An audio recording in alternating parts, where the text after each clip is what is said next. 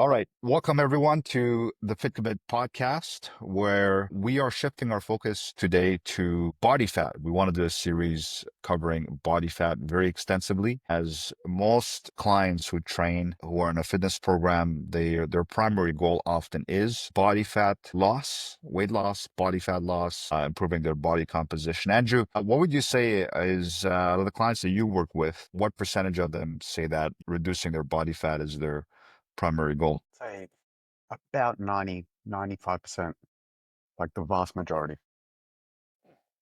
Okay, so then if you're a trainer, and our audience is a mix of trainers and consumers, if you're a trainer, it's critical for you to understand the body fat equation at a very, very deep level.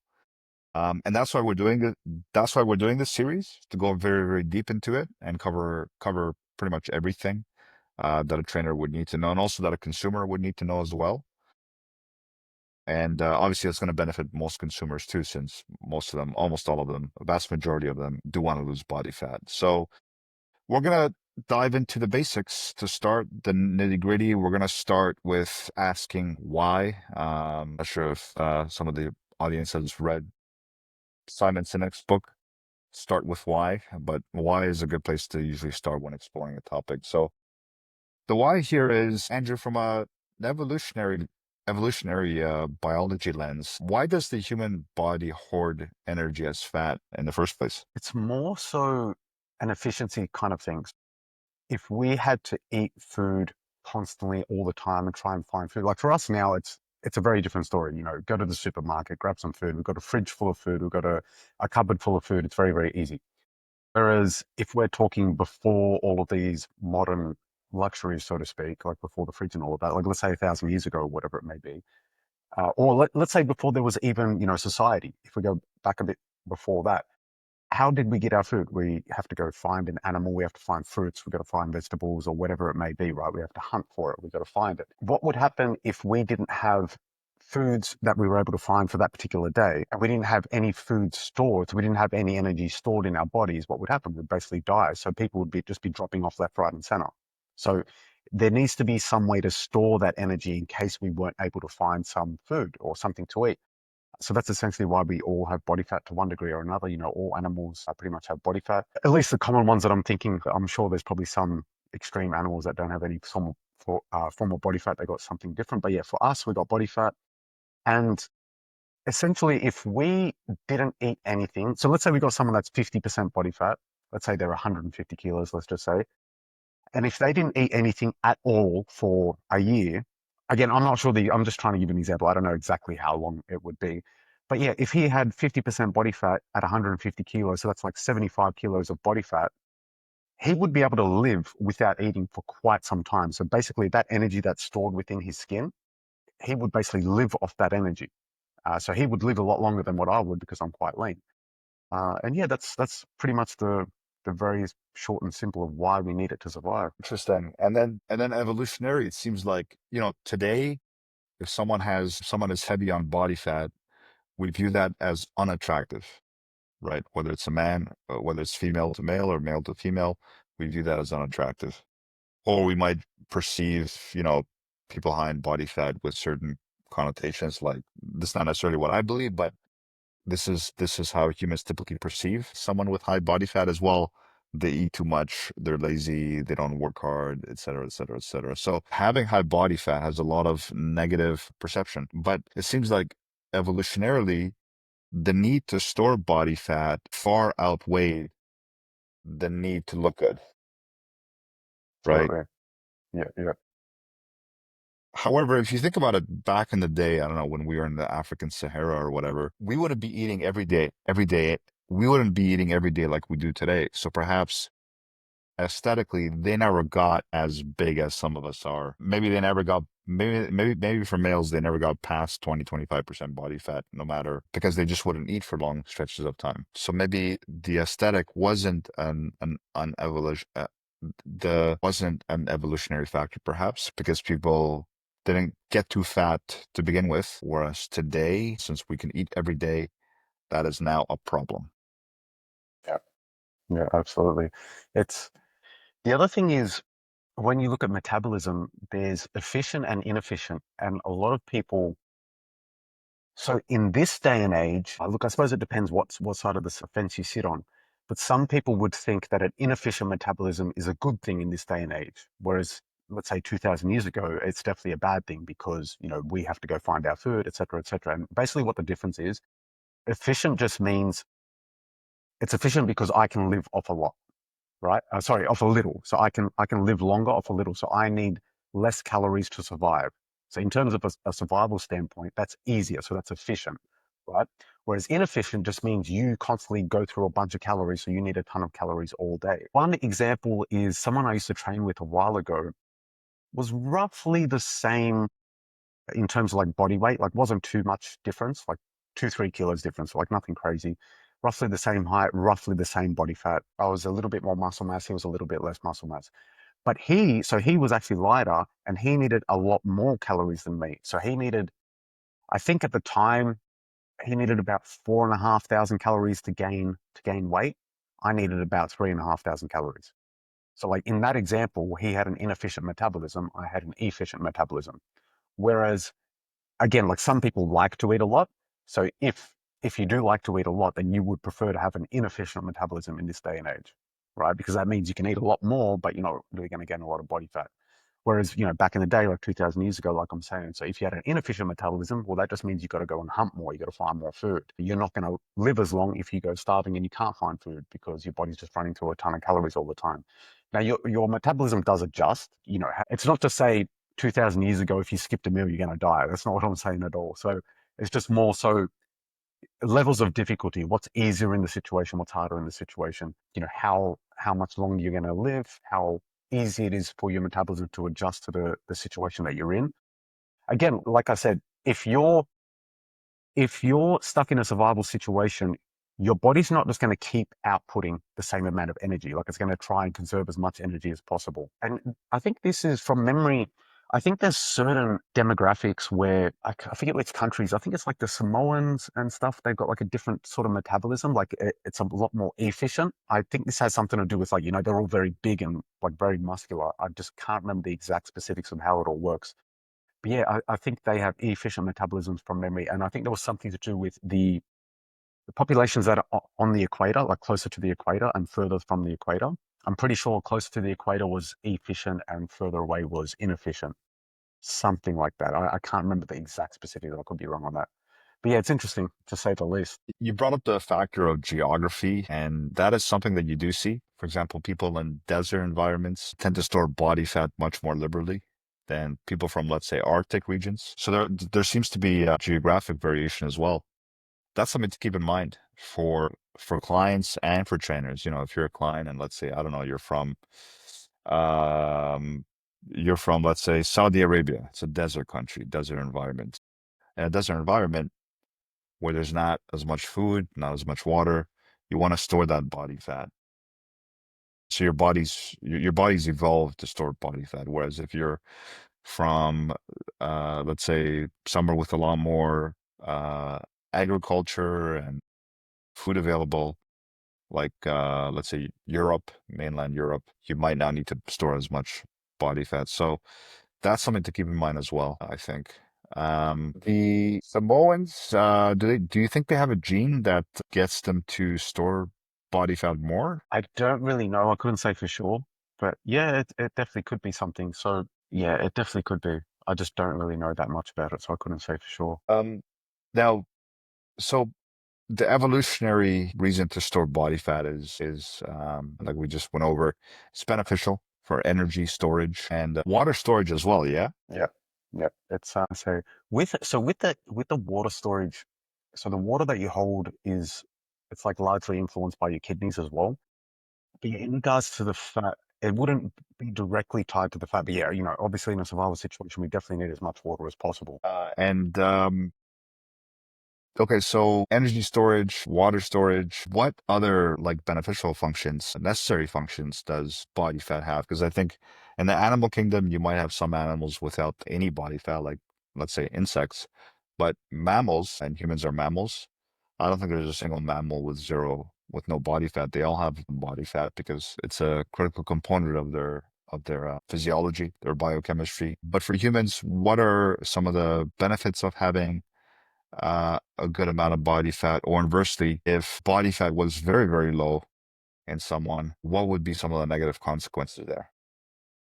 So one of the biggest things that it helps us with is hormones, hormone production. So if your body fat's too low, it can negatively affect your hormones. In reverse, depending on the climate you're living in, so if you had higher body fat in a very, like, sort of extremely low temperature climate, it's definitely going to help you stay warmer as well. So that could be like, sort of survival benefit of it. I know for women, if they get below a certain amount of body fat, they stop menstruating, so they don't have their period anymore. So yeah, you've seen, like, I don't know if it's as prevalent these days because the information is a lot more readily available. But I remember, like 10, 15 years ago, a lot of the competitors in bikini competitions, they used to lose their period. So, if you're losing your period, that's a pretty big red flag in terms of your hormones. I know from personal experience, how long ago was this? Yeah, probably about 15 years ago when I did a competition back in the day. I wasn't as educated on nutrition at the time. I still got in shape. Like I still got, I don't know, like 6% body fat or something. So I was still very lean, but it took a massive toll on my hormones. Like I was just like a bit of a mess at the time. No energy, no motivation, didn't want to go to the gym, was forcing myself to do everything. So, if you want to call it that, you could say like survival mode, to a degree.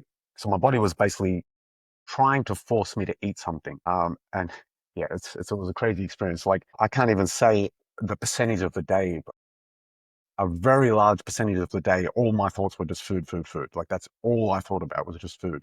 How I'm going to eat food, when am I going to eat it? Can I substitute this? Like, I was just any excuse. So it's like, it was kind of like, I guess that's what a drug addict would go through. Like, how they justify any way possible to try and get what they want. That's what my brain was doing with food. It's like, oh, it's going to be okay. Just, eat this meal now and you can make up for it later. Like, just do a bit of extra cardio later. It'll be okay. Like, your brain is just doing all of these things that just try and make you eat all these foods, but, for survival purposes. And I'm trying to go against it by trying to get leaner because I was trying to do a bodybuilding competition. So yeah, it's definitely crazy, but yeah, it's not very healthy, especially for women. Losing your period and messing up your hormones like that. I guess guys don't really have something that blatantly obvious. Uh, yeah, it's definitely required to a certain degree. In this day and age, I think it's very different. Like we're all so focused on looks, whereas in the past, everyone's just sort of focused on survival. So yeah, the other factor to look at as well is it's how can I explain? So let's say 2000 years ago, no fridge, no a pantry, etc., etc., no stored food. You had to go find it on the day. It would be much harder to become obese because you have to go out there and basically hunt your own food. So how are you going to be obese in the first place? Like you might have a bit extra body fat, but how are you going to be that obese? Like if you got to the point where you're that obese that you can't even hunt, well, you're going to die anyway. So you're not going to sort of survive to pass on your genes in the first place. So yeah, it's an interesting shift that we've had over the past few thousand years, to say the least. Yeah, it's interesting. Human biology or human society and technology doesn't fall in line with the biology. So, human society, technology, food production evolves, but we stopped evolving probably 100,000 years ago, right? So there's a bit of a mismatch between our biology, our biochemistry, and our modern world. Yeah, yeah. So big changes, man. Very big changes. So you mentioned for men and women, there is a difference in ideal body fat ranges. What is the ideal range for men and the ideal range for women? For men, I think the lower range is about 8%. From what I remember, you can be 8% body fat and still pretty much maintain your hormones. And then, pretty much anything under that, that's where your hormones start to drop off a little bit. The higher range, I would say, would be about 12. Like you still look pretty good. It's not a sort of excess of body fat or anything like that. So I'd say that would be optimal. You can go a fair bit above that before it's sort of getting to the point where it's like a health concern. I'd say like 20% plus, you're starting to, put a bit of strain on your health. Whereas women, they do need a lot more body fat than what we do. You know, Basically nurturing kids and everything, they need to have a lot more body fat to be able to um, do all of those bodily functions that they need to. I think the lower range from memory for women is about 12%. Like they don't really want to go below 12%. So I think like the optimal range was around 12 to 16, so a little bit higher than what we are. And then the upper range for them, I think, is about 25%. So, 25% and above, it's a little bit more, starting to put a bit of a strain on the system. Same thing, like you get to 30, you're really pushing it. So, yeah. And I can't remember if it was in relation to body fat for women or if it was in relation to muscle. I'm a bit rusty on this one. But there was something that women had an easier time with than men. I just can't remember what it was off the top of my head. So, yeah, I can't think of how I can apply this to the evolutionary thing. But yeah, in terms of like evolutionarily, like in terms of the body fat, it makes sense. If you're going to be rearing a baby and you need to, feed it nutrients and everything, then yeah, it makes more sense that you're going to need to have more body fat than what we do. Yeah, I'm stuck on that one. It'll come back to me. It'll come back to me. Women have the advantage though, in that excess body fat, that additional body fat that they have isn't stored around the waist. It's stored in certain other areas, right? Yeah, Like yeah, yeah. Got the advantage for sure. if only for us males the fat got deposited like around the shoulders, that would have been nice. Like have nice big Be a bulging bit wider. shoulders. Yeah, but the damn thing keeps going to the waist, you know? Why is that? Why does for us males the body fat just go to the waist? So as far as I know, I was big into Poliquin. So a lot of my education came from Charles Poliquin, and he had a thing called biosignature, which is it sort of determines where are you storing your hormones. Sorry, where are you storing your body fat is based on a particular hormone. So if you have an excess in one hormone, you'd be more likely to store your body fat in a particular area. As far as I know, there's only one hormone that's actually been researched to do this, whereas the rest of the hormones were like, his kind of private research, if you want to call that, which is cortisol, and cortisol is the closely related hormone to body fat storage in the stomach. So I think, with this day and age compared to say 2000 years ago, the amount of stress that we have, just your average person is just stressed working at an office job, mortgage or whatever it may be. I think our hormone levels are a lot higher than what they used to be a long time ago. And there's a bunch of other things, we're frying out our adrenals with all the stimulants we're taking in this day and age as well. So that's definitely going to be ramping up the cortisol, making you more likely to store body fat on the stomach as well. So yeah, it's a long explanation that I used to use for my clients to try and get them to understand. So I'm not going to go into that. It'll take way too long. But the way you want to think about it is your hormones might dictate the area where you're going to be storing your storing your body fat. But if you just get your body fat down altogether, well, then it doesn't really matter where it's stored because you're not really going to have any body fat anyway. But again, that's a whole different story altogether. Interesting. Okay, so cortisol gets the body to store more around the waist area. Okay, interesting. So then we should probably do an episode on cortisol and how to manage it for the purpose of optimizing your body fat later on. Interesting. Are there any other hormones that play a role in the body fat equation? So insulin's a big one. Insulin is Excellent. insulin, leptin. Leptin's another one. Ghrelin. So ghrelin, from memory, ghrelin's your hunger control hormone. Leptin, like insulin, when your insulin's high, it's sort of promoting body fat storage. Well, I think leptin is the opposite of insulin, right? So insulin, I think, gets you to store nutrients into your cell. Yeah, so insulin gets nutrients to store inside of your cells and also to store in body fats in fat cells. Whereas I think leptin has the opposite effect from what I remember. But definitely insulin is one of is probably up there with cortisol. Yeah. Yeah. And it's very easy to mess up your insulin levels with, for example, if you just have, I don't know, like a Mars bar, you're having candy, all of these little things that most people eat every day, like that's massively messing up your insulin levels as well. And it's like the repeated effect too. So if you look in terms of like natural food, so like they call it like the paleo diet. So all the foods that were, around like 2000 years ago, none of the GMO modified foods and processed foods and all of that. So if you're spiking your insulin level, and it's sort of like a catch-22 kind of thing. It's the nicest tasting foods have the worst combo for your body. So for example, if you have sugar, like, I'm pretty sure most people can agree, sugar tastes pretty damn good, especially when it's combined in the right way with the right ingredients. You have fat, that would be the next thing, and then salt. So those three things are what evolutionarily, they're going to give you energy. And, or not so much the salt. The salt's more so just going to give you your electrolytes and everything, keep you surviving. But you don't really find those three ingredients together in nature. Like you don't find a piece of food with sugar and fat and salt. Like it doesn't really exist in nature. right? Like you find a sugar cane, or you find like some nuts, some almonds or something. You find some sea salt somewhere or whatever it may be, but you're not going to find them all together. You never find that. Whereas if you look at all of our tastiest foods, like go look at a Mars bar.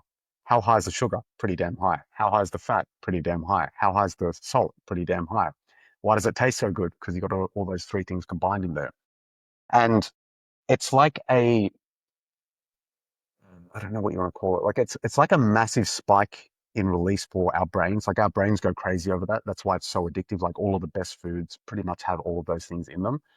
And our brains go crazy for those types of foods because, again, evolutionarily, if you found like a sugar cane back in the day, you're going to go and get all the sugar canes and collect them, or if you found a bunch of almonds. And the reason is because they're so dense. So sugar, because you're able to consume so much sugar so quick, because the amount of calories in, say, 100 grams of sugar is quite high, but the size that 100 grams of sugar takes up in your stomach is very low.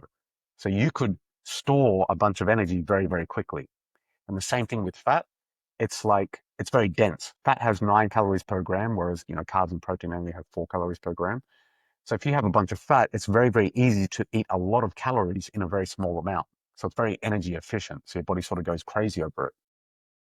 So yeah, it's interesting. I remember reading that, pretty sure it was McDonald's. They got a team of scientists that try and find the best ratio of every sort of thing to make your brain go crazy and get addicted to it. Now, from a business standpoint, that makes sense to me. But that means more customers, repeat customers coming back, you're going to make more money. So it does make sense. And, some people will probably think it's crazy or some theory, but it makes sense to me. If you were only concerned about making money, wouldn't you do that? Yeah, of course, of course. They don't tell you the effects, but yeah, and McDonald's is probably the leading cause of most of the obesity in probably America and here in Canada too. But sugar, fat, salt, interesting. So normally you wouldn't have those three packaged up in one piece of food, in one food item. You would have them through different food items. So it seems like the level of taste production, our capacity to produce really good tasting food is way ahead of our metabolism, basically Yeah, yeah, from an absolutely. evolutionary perspective. Interesting. So the body is dealing with something that in nature it wouldn't deal with. So that, and because so much of our food industry, like you said, optimizes those three things, that is a big part of the obesity problem is, eating these foods that the body just doesn't know how to metabolize, or is not evolved to metabolize. What does salt do again? So I know so sugar boosts insulin, yeah? Okay. So sugar boosts insulin, and insulin tells your body that, okay, we have some extra energy intake. We need to store that, right? So you're touching on something I used to give advice for my clients for. So if you were going to be eating out, the best thing to eat when you're out would be protein, ideally. And that's for two reasons. So there's the thermic effect of food. So out of all the macronutrients, protein burns the most amount of calories to digest. So I think from memory, so there's 4 calories per gram of protein, but I think from memory, the net amount of calories you absorb was 2.4, which means 1.6 is the amount of calories per gram you actually burn just to digest protein. So like that's one reason. So technically, if you were to only eat protein, you're technically eating less calories because it burns so much calories just to digest it. The second thing was it's harder to convert protein into fat because it has to go through two conversions. So from memory, it was the protein needs to be converted into carbs first, and then from carbs into fat. So it's kind of like it's just hard. It's like it's a much harder thing for your body to do. Whereas from sugar, it can go into fat just in one process. Fat is, it's already fat, it can go straight to it. But yeah, the biggest thing, it's just the calorie surplus. That's going to be the main thing that's causing the body to store fat. Try and the fat is stored in, for those that don't know, in fat cells. And the function of fat cells is to store a big chunk of lipids. But there are different types of fat. So in just everyday language, can you walk us through the four main types? So, we have subcutaneous fat, we have visceral fat, we have brown fat, beige fat. I think those are the four main types. Yeah, well, so subcutaneous is what we got under our skin. Visceral is what's around the organ. The brown, I think it's like brown and white. I think forget which one's which. There's one was easier and one was harder. I remember, so Poliquin was saying you could influence, so you could try and change them by cold exposure. And I can't remember how much cold exposure was needed. I can't remember the exact method to the madness or whatever it was. But it was something to do with cold exposure. So if you, I don't know, example, you walked into a like a walk-in fridge kind of thing for 20 minutes a day or whatever it may be. I think that was like the example that he was saying. Again, don't quote me on this. I can't remember the exact numbers, but it's like, it's just to sort of wrap your mind around it. And he was sort of explaining how you could turn one into the other to make the fat loss a little bit easier. But yeah, one of them's a little bit harder than the other. I can't remember the reason for that. And I can't remember which one is the more difficult one and the easier one. Do you get so those two types, white fat, beige fat, and brown fat? Does it also depend on the food sources, or is it on other? That I couldn't tell you. I don't really know the answer to that. I'm not 100% sure. I do remember that because Wim Hof talks a lot about this. Is that brown fat is burns off much more easily, Yep. and that Okay. makes sense because if it burns, then it keeps you warm. So I think that's the reason. That's the reason for that. Whereas white fat is for storage. Gotcha. Okay, interesting. So then it's like you kind of, maybe the cold exposure helps turn it into, well, I suppose it would kind of make sense because if you're exposed to cold, you need more body heat. So Yeah. maybe that's the reason why. Yeah, I think so. I think so. So, okay, so subcutaneous fat, visceral fat. What's the fat underneath the belly, in the belly area called? Is that subcutaneous? Do you mean like, how do you say like, because you got to think there's two different things. So if you think of your average fat guy, his stomach is very, what's the word, distended. So his stomach is very distended. So that Uh-huh. makes it very big in the first place. But then there's a layer of fat over that as well. So it's kind of like two things. It's kind of like a combination between visceral and subcutaneous. So if you were, I can't think of it. Oh no, actually, I can think of it. The best example: bodybuilders. Like, have you ever seen like those? They're like, obviously huge, like Mr. Olympia level bodybuilders. They're massive everywhere, but so is their gut. But they've got a six pack at the same time. So it's like kind of like how do the hell do they have a six pack, but they've got a gut? Like, what's going on? So Yeah, what's what's happening there? happening there is their subcutaneous fat is super low. So like the fat under their skin is super low. Whereas it might not necessarily be the fat in their stomach. Like there's a few other things that it could be. I don't really know the exact answer. It might be a combination. I couldn't really tell you 100%. It's either it's either visceral fat. That's one thing it could be. It's growth hormone. So if you look at the bodybuilders from like say the 60s and 70s, they didn't really have massive guts. It was a very, very different thing. And growth hormones administration was a lot less prevalent back in the day as opposed to what it is like in the modern age. So that's another thing it could be. The other thing is insulin. So insulin is another drug that a lot of bodybuilders use in this day and age as well. So yeah, it could be a few things. It could be the other thing it could be is the amount of food that they have to consume to be competitive these days as well. So yeah, there's a bunch of things. I'd guess that it would be a combination of all of those things. So yeah, it's as far as I know, the reason for it, so like why they're taking the growth hormone and the insulin as well, is basically it just allows a lot more muscle mass than what you would normally be able to do. If you're taking the insulin as a drug as well, it sort of allows you to absorb the nutrients like much more effectively because you're getting artificial levels of insulin. The downside is you can't really have much fat around those meals because if you have the fat, you can absorb those fat, store it a lot quicker as well. So yeah, I'd say it'll be a combination of all things. But yeah, for your average person, your normal person with a massive gut, I'd say it's a combination of both. They wouldn't, obviously, normal person isn't really going to have the growth hormone factor or the insulin factor, at least not artificial levels of growth hormone and insulin. So yeah, I'd say it'd be a combination of visceral and subcutaneous fat. Visceral just sort of giving you the real big distended gut, subcutaneous fat giving you that layer of fat above it. The other thing is just the gut in general. Like your average person with that big gut, it's like, well, why do you have that big gut in the first place? Your gut is probably an absolute mess. It's probably inflamed on top of all of that. So that's the other reason why it would be so extended too. So yeah, just like just a nightmare combination of factors going on, given that appearance. Interesting. And in terms of storage, where does it go first? Does it go into the visceral fat and the in the internal around the internal organs, or does it go to the subcutaneous fat uh, underneath the skin of the belly? Where does it go first? Not sure in terms of order if one comes before the other or if it's the same. I couldn't tell you. But I've heard that visceral fat is dangerous. Have Yeah, you heard that yeah, too?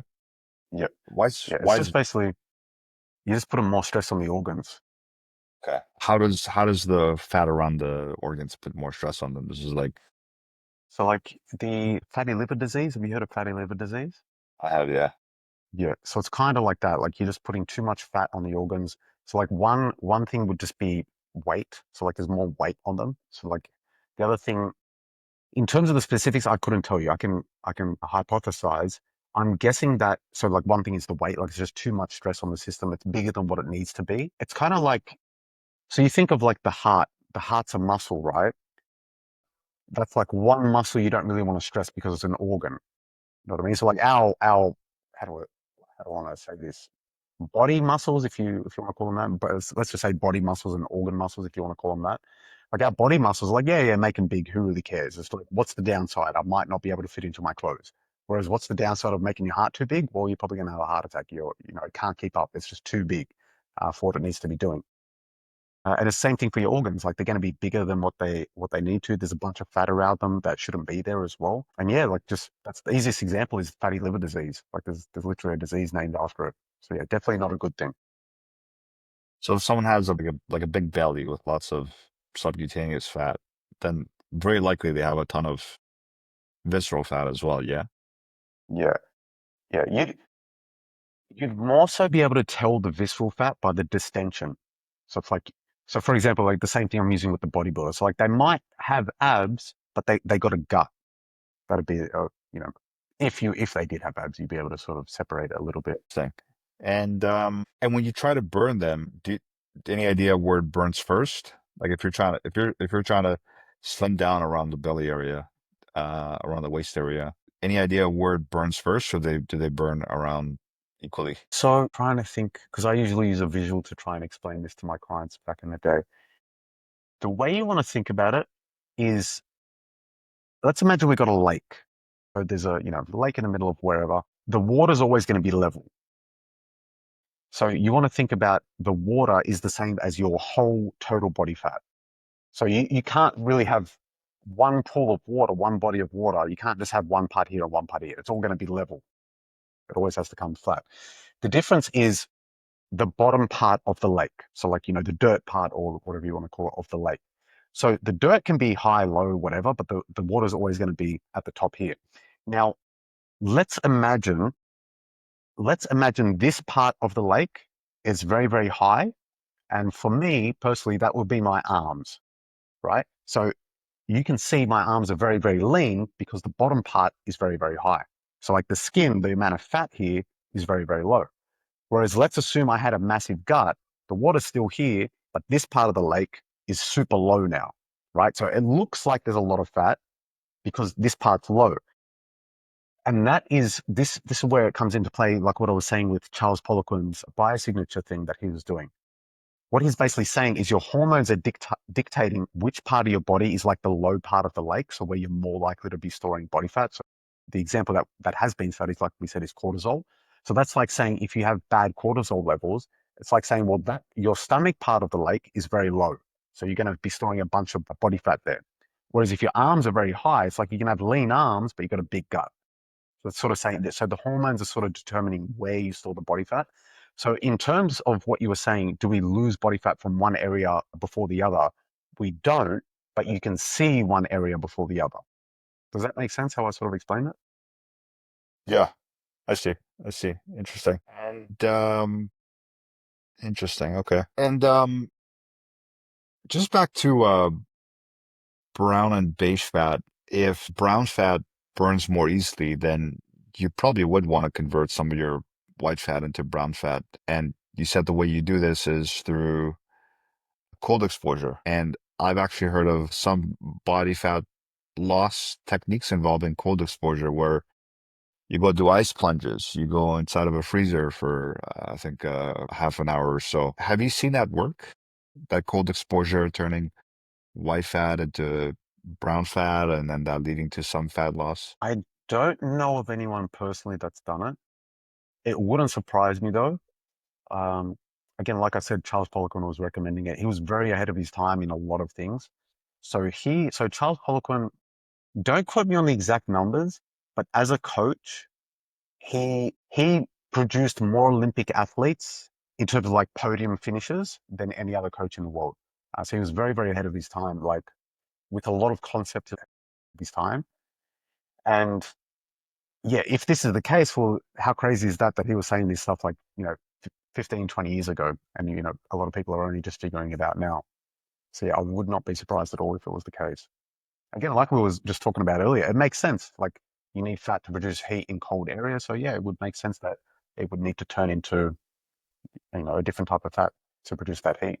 Let's jump into measurement a little bit. So, your average person goes on a scale and they see their weight. From the weight, and then also sometimes when they measure their weight, the scale also tells them their BMI, their body mass index. Just in layman's term for everyone to understand, what is body mass index and what's the role of fat in body mass index? So body mass index is trying to give you a, it's trying to like give you a ratio of how much weight do you have for your height. So it's trying to say, they've got their sort of little formula saying you shouldn't be too heavy for your height. You're going to put too much stress on your system and everything. But a lot of people get that mixed up because if you look at, say, if you input Arnold Schwarzenegger's stats or Ronnie Coleman or any other pro bodybuilder, if you put in their stats into a BMI calculator, they're considered obese. But we can Yeah, see clearly with our eyes they're not obese. yeah, They look amazing, yeah, right? yeah, yeah. Depending on however you want to look. But they're obese in terms of how big they are for their height. That's what BMI is trying to say. Well, it's it can be taken with a grain of salt, those results. You could argue, okay, is being too heavy for your weight going to be putting too much stress on your system? That's an argument you could make. But then I think most people that use a BMI calculator, like your average person, they're less concerned about how heavy am I for my weight. At least this is what's happening in their head. They might not understand what they're wanting. They want to look better, but a lot of people just think in terms of weight. The reality is they want less body fat. So like if you were to educate them and get them to understand that in order for you to look better, the biggest problem is body fat, not your weight. They're two different things. Again, like, to me and you, it might seem very obvious, but I like in my personal experience with a lot of clients, like your average person doesn't really understand those things. They just think in terms of weight and I want to lose, you know, 20 kilos or whatever it may be. And you've got the skinny fat guy. I've had this happen a few times. You'll have this skinny fat guy and he's like, oh, I'm going to lose 20 kilos. And I'm like doing the numbers and I'm like, you're going to look even worse if you lose 20 kilos right now. Like you need to lose 5 kilos and put on 5 kilos of muscle. You know what I mean? See, it's very, very dependent. Like, again, from a doctor's standpoint, I'm sure they could use BMI in terms of health and how is my heart function? Are you putting too much strain on your heart because you're too heavy for your height? But yeah, for your average person, body fat's going to be a much, much more accurate indicator of what's going to make them look better as opposed to calculating their BMI. Yeah, agreed. A BMI can be I mean, if you're overweight and you're just doing cardio, then I guess at least you can use it to measure your progress. But if you're burning fat and you're adding muscle, then it doesn't make sense. So, yeah, I always thought BMI was a strange one. I always thought that the body fat percentage, and for those that don't know, the way you measure body fat is by the percentage of your total weight. I always thought that was the most accurate measure of obesity, of how healthy your body composition is. Absolutely. It's because like how can you have the 50% body fat guy? So let's just say it's I don't know, how heavy was it? Let's say it was 120 kilos. How can you have a 120 kilo guy at 40, 50%, and then you got Arnold Schwarzenegger in his prime standing next to him and saying that they're both technically obese according to BMI? Like, it doesn't make sense. You can make the argument that, okay, they're both putting a similar amount of strain on the body because they're the same amount of weight. But then you can also make the counter argument saying, well, 50% body fat's putting a lot more strain on your organ and your system than what 5% 120 kilo Arnold Schwarzenegger is. So yeah, you got to sort of take them both with a grain of salt. Why do trainers always focus on body mass index then? Is it just because it's easier to measure than body fat percentage? Maybe they don't have the equipment to measure it. Yeah, I'd say so. We've spoken about this on a few podcasts back in the day. At least in my experience, and from my experience when I was coaching the other trainers, your average trainer didn't understand nutrition and they definitely didn't understand how body fat works and all of that. They didn't understand advanced programming and all of those things as well. So yeah, I would just say your average trainer just doesn't understand how it works. Like for me, it's a little bit, probably for you as well, and possibly for anyone that's into it. You got to remember, social media is very different and it's changed a lot of people's knowledge on topics as well. But again, I'm talking like 7 years ago, like when I started doing all of this was like, 15 plus years ago. So it was a very, very different environment back then. And yeah, the level of understanding for your average coach was just very, very different. I'm talking people with university degrees didn't understand nutrition because it's not taught. Like that's not part of the degree, so they don't learn it. But you would think, oh, you have an exercise and health science, you have an exercise and sports science degree, you should understand nutrition. Like I still think you should. Like what kind of exercise scientist doesn't understand basic nutrition, how to lose body fat? That blows my mind, but I don't know, maybe I'm wrong on that. So yeah, yeah, you could have a uni degree, whatever. It doesn't necessarily mean you understand nutrition. Yeah, and yeah, your average trainer, unfortunately, at least when I did it, they don't put these materials into the education. I hope it's changed. I hope I'm wrong now. So you think the idea that you can out-train a bad diet if your workouts are intense enough, you think that's not a fact, that's a myth? It can be done. You can out-train a bad diet, but the amount of work you need to do to out-train that bad diet can be insane. So it's like, okay, what's practical? You know what I mean? So how easy is it for your average person that's out of shape to eat 1,000 or 2,000 calories? Like I would argue very easy.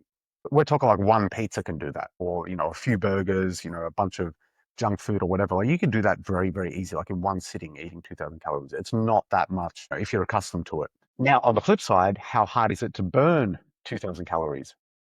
I'll tell you right now, it's very difficult to burn 2,000 calories. So, to give you a bit of point of reference, for your average, don't quote me exactly, I'm giving like ballpark figures here. For your average person running at medium intensity for about an hour, they're probably going to be burning anywhere from 500 to 800 calories. So it's kind of like, okay, if you just binge 2,000 calories over your limit, but what are you going to, like, how are we practically going to out-train this diet? Are you willing to run for 3 hours a day to out-train your bad diet? You know what I mean? So it's like, it is true, you can out-train a bad diet, but are you willing to? Like, it just seems like unless you're a marathon runner or something, okay, fair enough, you need that amount of calories. But for me, I'm not taking 3 hours out of my day to enjoy 2,000 calories of junk food. I'll program in some foods that I like, but I'm not going to, you know, try and out train a bad diet just to prove I can do it. Yeah, again, for the modern human, that doesn't make sense. It's not feasible. So definitely a myth that you can out-train a bad diet from the sounds of it. But let's bust some other myths here. Is this a myth or fact that when you stop training, muscle turns into fat? Does that Yes. happen? That's a myth? So Okay. what's actually happening? You got to think of them as two separate things. So what's actually happening is your muscle mass is just getting lower and your fat mass is getting higher. But visually, it looks like you've lost muscle, you gained fat. So people just think, oh, it's just turned into fat. It's like, well, Okay. no, technically not. Like it might look like that, but technically no. All that's happened is you just lost fat, lost muscle, gained fat. Gotcha. Gotcha. Like you said earlier, the only way muscle turns to fat is through is it if first of all, it's very hard for it to do that, and it only does that when the body fat is extremely low. Yeah. Now that, so let me just clarify something here. I couldn't tell you if I would assume it does. Let me get my thoughts together here. When you're very, very low body fat, it's not so much that it's turning into fat. Your body is just prioritizing what's going to keep you alive longer. So if I'm in a survival situation, so let's just say I'm in the middle of the desert right now. I'm probably walking around at 9% body fat, roughly. So that means I don't have that much fat to survive, but I do have a bunch of muscle. Now, in terms of what's going to keep me alive longer, the fat's going to keep me alive longer because that energy lasts longer. So in terms of a survival situation, if I was stuck in a desert without food, technically dying and starving, my body would want to be burning through protein to keep me alive longer. So my body would be losing my muscle mass first, and it'll be trying to save my body fat so that I can live longer, essentially. But again, we're talking a very extreme situation, but it does sort of, it helps with the knowledge and how this sort of applies to other things to a different extent. One more myth or fact. If you sweat more, you burn more your fat. This, I couldn't say for 100% certainty, but I'm pretty sure that it's a myth, because I know there's certain people just tend to have, I don't know the term for it. It's like how you sweat, if you just want to call it that. Some people just tend to sweat more. Some people tend to sweat less, but it doesn't necessarily mean that they're burning more or less fat. Like that would come down to, what's your calorie balance? Are you in a deficit? Are you not in a deficit, etc. The other thing that you need to take into account is how accustomed are you to the activity that you're comparing here. So let me give you an example. Let's just use running. Running's a very easy one. So for example, if you have someone that's super, super fit, but he never does any type of running activity, like let's say he's super fit in another way, and then all of a sudden he starts running, he's going to struggle because his body is not used to that movement. So his body hasn't become accustomed to that movement just yet. So for him to do that movement, it burns a lot more calories because he's not accustomed to it. So he's inefficient in that movement, right? So that's burning more calories. Whereas if you take like, I don't know, let's just say a marathon runner, someone that runs for a lot, so they're very, very accustomed to it. That marathon runner to do the same. So let's say, but assume both of them were the same amount of body fat, assume both of them were the same amount of muscle mass. That marathon runner is going to be burning a lot less calories for that amount of activity, just because he's so accustomed to it. His body's used to that amount of activity, that type of activity. So what I'm getting at here, again, I'm sure there's other factors on how it could be tied into sweating, but if you put those two guys in the same situation, the guy who's not accustomed to it is going to sweat more based on that fact alone. Again, are there other factors? There could be. There could be something as simple, we could argue, as a deodorant. Like some people using, deodorant, how can I say, like all the artificial stuff, aluminium, all of that stuff as well. Like, is it stopping you from sweating? Yeah. Is it slowing down your lymph nodes and everything as well? We could argue that as well. Are you absorbing the aluminium? We could argue that as well. So there's a bunch of other bad factors that go into that too. So yeah, we could probably argue just your overall health. Because again, this isn't something I'm like a specialist in. I couldn't really say for sure. But in terms of sweating, it's like one of our things that we do to detox, just in general. Like we're detoxing when we sweat. We're like getting rid of bad things. The other thing is, it's helping us cool down to an extent as well. But if we're trying to detox, we could argue the person that sweats would be more efficient at detoxing to a degree. Again, to how large of a degree that is, I couldn't say. So yeah, then the person that's not sweating, it could probably be coming down to something to do with their overall health. They might have some health issues or just lack of optimal health. Like they might not be, dying on a bed in a hospital or something like that, but they might not be as optimal as what they could be. That could be preventing them from sweating as much as the other person. So yeah, there's a few factors it could be. It could be the exercise-based thing, they're not used to it. It could be just using a bunch of deodorant. It just could be that they're just not very healthy altogether. Any other myths that you see maybe on social media or elsewhere that you want to bust for the audience? I knew a bunch of these back in the day. I can't even think of them anymore. Yeah, like the muscle into fat, that's one of them. Oh, what else would there be? This. I suppose healthy food means I'm going to lose fat just because it's healthy. I think that's a very, very common misconception. So I'm sure you would have found this. Like, let's not talk about, our group of friends. Like our group of friends sort of know, what you, to a decent degree. But let's say like in your experience, just dealing with your average person, would you say most people tend to think if they eat healthy, they will lose fat? Yes, yes, definitely. Yeah. So it's not to say that's wrong. It's just looking at it from the wrong perspective. Because technically you could argue, why are there bodybuilders that bulk on healthy food? So it's like, okay, that sort of gets them thinking, well, how does that work? How are you gaining weight on healthy food? But I think if I'm eating healthy food, I'm going to lose weight. So there's another factor at play.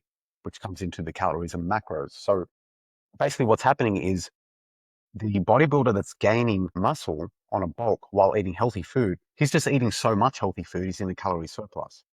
And this person's thinking but doesn't understand, like they don't have the knowledge of how it actually works. What's happening to the healthy person that's eating healthy food is, let's just say, again, I'm just throwing numbers off the top of my head here. Let's just say you're consuming 1.5 kilos of food per day. Let's just say that's the amount of volume that there is. If you're having 1.5 kilos of food of junk food, let's just say that works out to be 6,000 calories. Again, don't quote me on the numbers. I have no idea. But let's just say we got 1.5 kilos of healthy food. That's probably going to work out to be like 3,000 calories.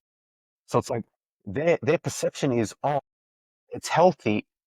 That's why it makes me lose fat. It's like, well, no, it's not because it's healthy it made you lose fat. It's got less calories. That's why you lost fat, right? But they just don't understand that. The amount of, they think this is the same amount of volume. That's the same amount of volume, but that's healthy. That's why I lost the fat. No, no, no. It's because this is way more dense. That's a lot less dense in terms of energy. So that's what's really happening. It's more of a calorie difference as opposed to a it's healthy difference. Like there was, do you remember the documentary called Super Size Me? Yeah, yeah, yeah. Of course. So for those that don't know, it was just basically this guy in America ate McDonald's for I think 30 days it was, and he was just testing his health before and after. That's essentially what he did. Yeah, there was. I'm sure you remember a ton of bad health markers changed. Just everything was for the worse. Now this wasn't an official documentary, but I do remember watching it. I don't even know if you can find it anymore. This is like 15, 20 years ago. What this guy did, there was an American personal trainer who was trying to debunk Supersize Me. And what he basically did was he ate McDonald's for 30 days, but he tracked everything.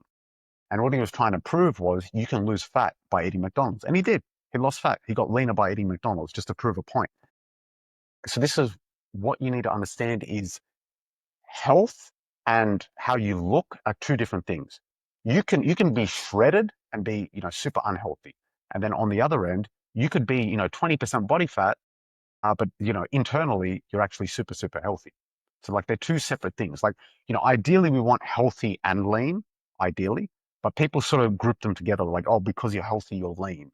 It's like, well, not necessarily. Like in general, yes, but not necessarily. There are the exceptions. So as you said earlier, carbohydrates convert into fat. So if you are, let's say you removed as much fat as possible from your diet, you've removed the butter croissants and all that stuff, and you're just eating, let's say, vegetables, potatoes, broccoli, et cetera, et cetera. If you're not eating the right portion, if you're eating too big of a portion, you can still gain fat. Yeah, yeah. It's so let's just clarify something, just because if someone hears that, they might get a bit confused. You're definitely right, but it's way harder to eat enough calories to gain fat on those types of foods. So for example, if you're trying to gain fat with broccoli, you'd have to eat like 10 kilos of broccoli every day because there's not much energy in it whatsoever. But an easy to understand example, I don't know if you ever like the Lebanese almonds, the way they do like the nuts and the Yeah. spices that they put on them and everything, like they're very Yeah. tasty, right? Like they have it at the weddings that they do. So where I was living when I was in Sydney, they had a store where they sold all of this stuff. And I used to buy it, like their almonds were just amazing. Like they were just addictive. Like I had to stop them because they were so addictive. Almonds are mainly fats. Like that's their main makeup. And you could eat, I would demolish like half a tin of these things. And it goes so quickly. Like it's not that big in your gut. Like you don't feel that full from it straight away. Like because, you can eat it so fast. But I remember calculating the amount of calories that I ate afterwards. And I was just like, oh my gosh, I didn't even think. I was just like, what the hell? Like, how did this even happen? I ate like 1,000 calories like that. Like it was nothing. Just because it's so like, and you got to remember. So remember what I was saying about the salt? What do they put on those nuts? The salt on Uh, those almonds, right? It's part of it as well. And how addictive are those types of almonds and all of the other varieties that they do? Like, I don't know if you're the same, but I know, for example, me, my family, my friends, they were all, they love those types of those foods. So yeah, that's an easy way of how you could eat a healthy food. Like most people would consider nuts a healthy food, right? Well, it's like, well, that's how you can sort of bulk on a healthy food. That's how you can be in a surplus on healthy food very, very easily without realizing it. Another example would be how much oil are you using on your food? Most people would consider coconut oil, olive oil to be healthy, but same thing. Like, how easily can you get 100 calories of oil? Very easy. Like, I think it was 1 tablespoon of oil is 120 calories. It's like, all right, well, how much oil are you cooking with? Most people don't measure the oil they're cooking with when they cook. They just pour the oil on and start cooking. So, real quick anecdote. I had a old client that came to me from another personal trainer. She was getting ready for a competition at the time, and she couldn't figure out why she was not losing weight on the calories that she was at. And, I double checked all the calories, and I'm like, yeah, you should be losing weight at this point. And I was trying to figure out what was going on as well. I sat her down. I'm like, are you taking into account, are you having any milk with your coffee? She's like, no, no milk with my coffee. And I'm trying to find where are the calories because what she was telling me didn't add up. And then I came to the question, I'm like, are you putting any oils on your foods? And her face just went white, like a ghost. I'm like, what? What? Tell me, what happened? And she's like, I haven't been calculating the oil. I go, what do you mean you haven't been calculating the oil? She goes, it just went over my head. I just wasn't thinking about it. I'm like, all right, all right. I go, how much oil have you been putting? She goes, I haven't been measuring it. And I go, okay, give me a rough estimation based on like tablespoons. How much oil do you think you're having per meal? She estimated she was having 2 tablespoons of oil per meal, and I think she was having 5 meals per day from memory. We worked it out. I think she was having 800 to 1,000 calories extra per day because she forgot to count her oil. And as soon as we got rid of, took into account the oil and redid all the calories and everything, she started losing weight like that. So it's very, very easy, especially with oils and nuts, very easy to go over your calories on healthy foods. Interesting. So you really got to look at the calories of whatever food it is. You might be putting just a drop of olive oil on your meals, but that olive oil, even though it's just a little bit, it's very dense in calories. Interesting. Interesting. So I think you alluded to the fact that measurement is very important as well.